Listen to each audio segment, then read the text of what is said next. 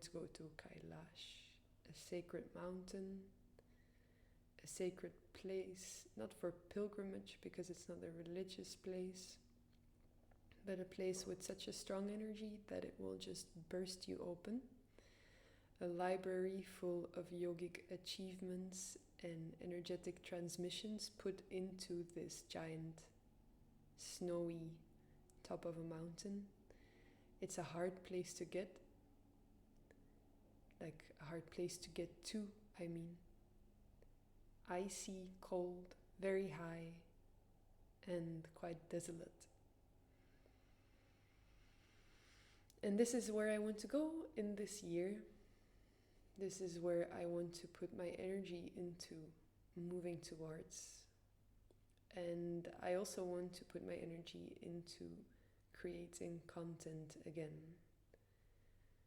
And this place, Kailash, I think it will help me do so. Why do I want to go there? I actually don't have an idea, but it feels very good. And it feels nice to have this as a North Star for my life, something that gives me orientation and a sense of discipline. It's not that I lacked this before, but I can feel that it has put me on a different wave of energy to orient myself towards this place and towards seeing and imbibing the energy of that place. And I just hope I reach there. And I think I will. I'm sure I will, actually.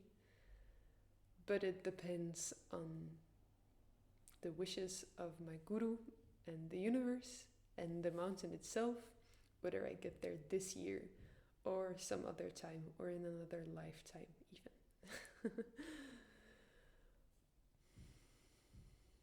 Sadhguru spoke of this mountain as an unorganized place where many sages and yogis have actually lost themselves.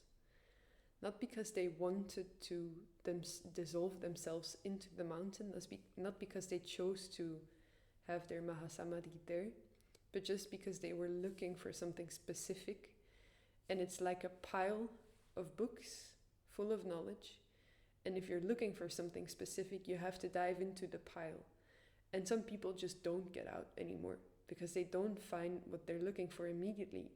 And you can keep on diving and digging into the pile for as long as you wish. And Sadhguru even said he had an idea of camping there for 3 months at some point, and then he decided not to do so because he realized he would never get out. And this sparks the imagination, of course. What can you find there? It's almost like this place contains everything that you would ever want to know, and even more. It's impossible to know it all because you have to make yourself receptive to whatever is there. And if you want to be receptive to the whole of this, I don't think that's even possible at this point. Maybe some very, very, very advanced yogis, but if even Sadhguru has to kind of keep away from that place in order not to get lost too much, then what are we to do there, actually? And I guess in some other way, you could just trust that the place will offer you whatever you need in that moment, and your level of receptivity will determine the books that will come to you. But at the same time, it would also be helpful to have skill and to attune to specific things. So if you therefore organize your own system and your own way of being enough so that you can receive this with some more determination or a specific invitation to the mountain, let's say, then I think it will be easier to digest the experience, probably, and yeah, just more intentional, which usually does good things. Hey, the sun is out. That's nice. um, I think I'll keep it to a short video and go outside and enjoy the sun and enjoy my life, because that is also a valuable thing to do. And wow, it's so bright.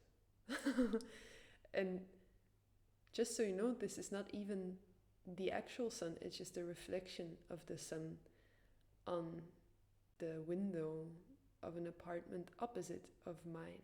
So